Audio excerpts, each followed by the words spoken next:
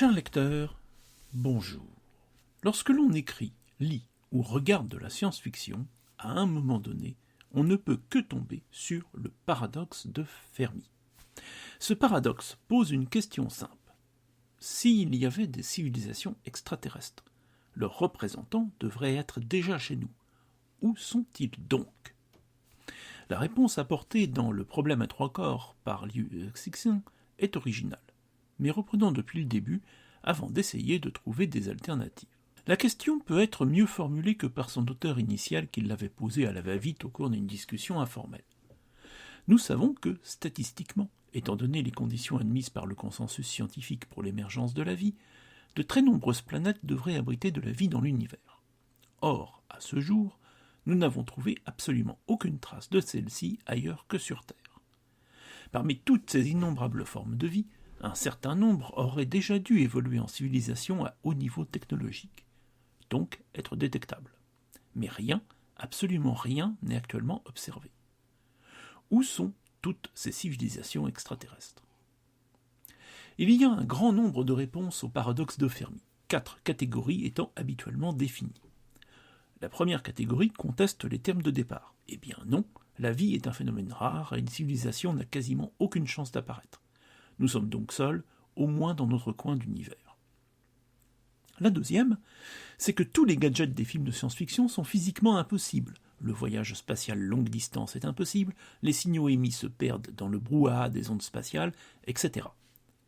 On peut aussi, troisième catégorie de réponse, pointer une impossibilité liée à notre étroitesse d'esprit, à des modes de communication qui nous sont inaccessibles, à des contraintes pratiques, comme par exemple le nuage d'Oort qui bloquerait tout, etc. Enfin, la quatrième catégorie de réponse conteste la question. En fait, les extraterrestres sont bien là, mais nous ne les voyons simplement pas. D'autres types de réponses ont été apportées en dehors de ces 4 catégories classiques.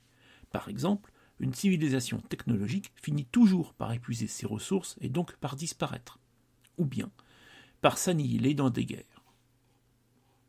Et puis, l'auteur de science-fiction chinois Liu Cixin a apporté une réponse originale dans sa saga Le problème à trois corps et ses suites.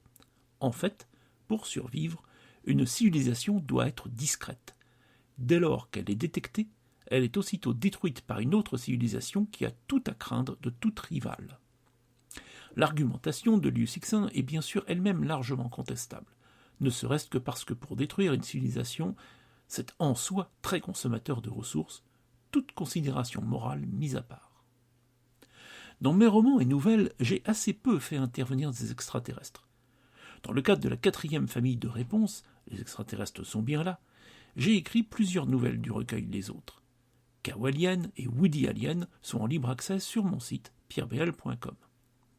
Bien entendu, il y a aussi mon roman comique Les Pionniers d'Outre-Lumière, où l'on découvre que la Terre est une sorte de réserve naturelle, où les extraterrestres n'ont pas le droit de se manifester. Et puis, il ne faudrait pas oublier le cirque du monde. Mais je ne peux pas vous dire quelle est la réponse apportée, car cela dévoilerait trop la clé de l'intrigue. Il ne me reste donc qu'à vous souhaiter une agréable lecture de toutes les œuvres que j'ai citées. Au revoir.